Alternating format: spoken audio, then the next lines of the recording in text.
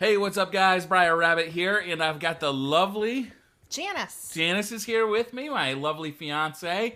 And, geez, Janice, nice to see you. I Haven't know. seen you all weekend. Where were you? I was out working. Oh, sure.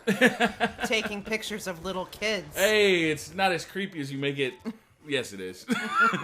So for anybody who doesn't know, I have a weekend job of, I do not sports photography so much as like taking still pictures of children for baseball cards and, you know, football cards, that kind of stuff. But yeah, I was working all weekend. We did see each other at the graduation party. Your sister-in-law? Stepsister's graduation party. She graduated from medical school. And she had some good lasagna there. Yeah, they had the veggie lasagna and the meat lasagna. Yeah, I didn't check out that veggie lasagna. Yeah, no, I wasn't. If it doesn't have meat, I'm not interested. I hear that noise. And then the boys had baseball games on Saturday. Boy, did they ever. And Sunday. Saturday and Sunday. Yeah, Sundays was in the rain. I don't remember Little League being that hectic when I was a kid. I guess because I wasn't in charge of your... As you grow older, you become more in charge of your own destiny. So when you're a kid, you just kind of get brought places, you know? Okay, you're going to do this now. You're going to do that now. You have no control over your time schedule whatsoever. No. And as you get older, you do. You know, you're the only person who has any control over it. And so you start to realize, like, busy periods and slow periods. Mm-hmm. But as a kid, I don't remember ever having busy periods like that. This is a lot. I mean, they have practice 4 days a week practically. Yeah. Well, I'm sorry. They play baseball 4 days a week, and 2 of those days is practice. And the other games. 2 are games. That's a lot. That's a lot for Little League. That's a lot for Mom. Yeah. Well, it's like across the street, and they have bikes. I know, but then there's the laundry. You got to clean the grubby uniforms and... That's true. Make sure the jocks are there, protect themselves. You're loving baseball so far. I can hear that. I love it. Keeps them busy. Keeps the mind sharp. That's right. But they lost one game, terribly lost one game, and then they came back the next day and won. It was a good game in the rain. In the rain, that's right. Yeah. They had to play in the rain. I was shocked. I was actually taking photos of across the state, basically, of another Little League, and all the games were canceled. So I was surprised to hear that you guys were at the game. Yeah, they had abbreviated innings, so they didn't do the regular 3 strikes you're out, 3 times 3 or whatever. They made the innings go by very quickly, and it was a fast game. But... So both boys also got video games back as a privilege this weekend. Yes. And they were pretty excited about that. One of them had an extended absence. Yeah, so when our children misbehave, one of the consequences is they lose access to video games. Yeah. Just because they place such a high value on them. And this weekend they got their privileges back through hard work and good behavior. It was taken away basically because they were sneaking around lying and hiding video games, handheld video games in their bed when they should have been asleep.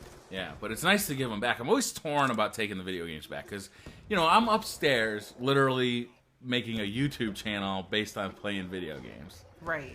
And meanwhile, the kids see this. They're like, yo, what's the deal here?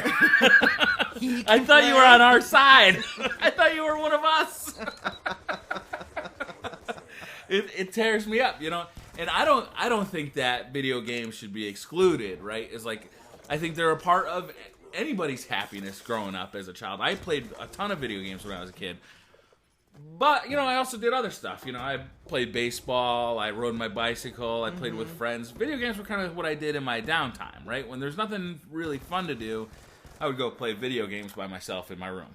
But that was back before multiplayer video games. You know, now video games are like a form of socializing. I wonder if a lot of other people were like that growing up, like how you were. Video games were a last resort. Yeah, TV video games were a last resort for me.